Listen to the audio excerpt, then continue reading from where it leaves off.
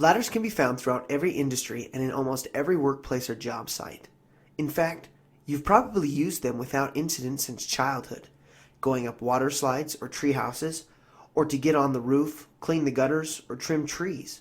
But they are so commonplace in our lives, it can be and is easy to overlook and even ignore the safety guidelines and warning signs.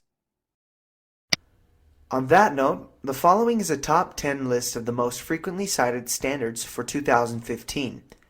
This particular list comes from the United States, but the findings are strikingly similar no matter the country.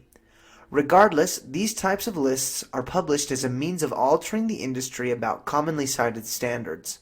The hope then is that you take whatever steps necessary to both find and fix recognized hazards before they become a problem.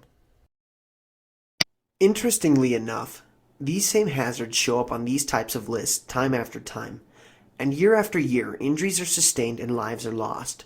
Even worse, as far as falls are concerned, the number of violations are increasing. It is climbing the list toward the top. And why? What is it going to take for workers to realize the task at hand is serious and dangerous? First and foremost, safety starts with the knowledge and basic understanding of the standards governing your specific province, industry, and work situation. These are just some of the ladder standards, but it is your responsibility to be familiar with and heed all standards specific to your industry, province, city, and company.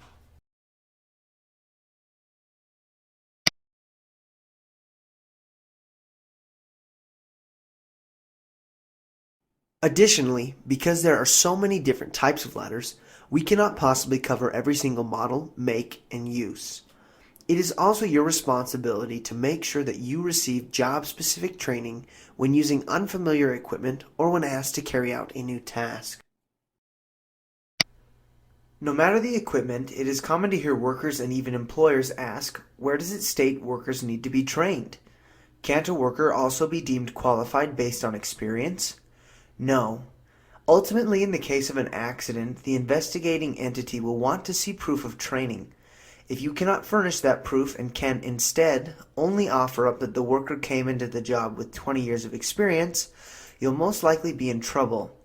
Experience may qualify a worker, but very rarely will experience alone suffice.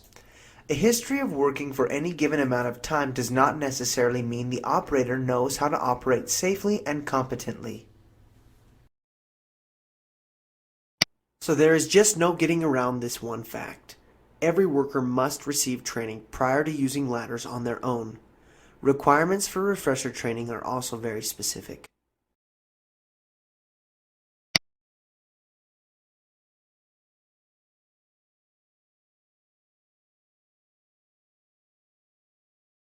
It's important to note the last two conditions for refresher training.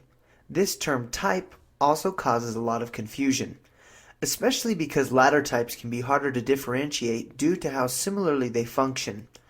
Generally speaking, though, by type it means portable ladder versus fixed ladder versus A-frame versus non-self-supporting, and so on. Can you think of any other differences that might make a ladder a different type, thus requiring additional training? The standard also says that each operator must be reevaluated every 3 years to see if they are still competent to operate the equipment. A so-called free pass cannot be awarded based on experience, age, or time on the job. The extent of the evaluation is to be determined by the employer, but should include a written and practical examination that prove continued competency.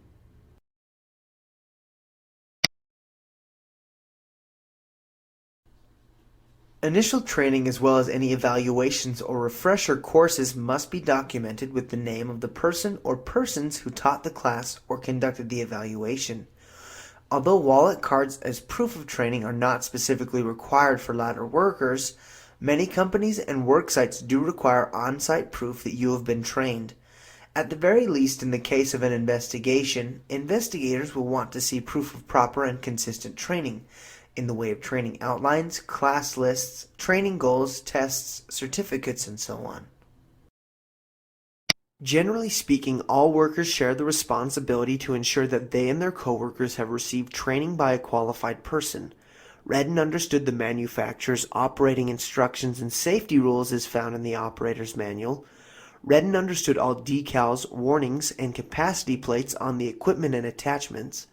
Performed a thorough pre-shift inspection each day prior to operating the machine.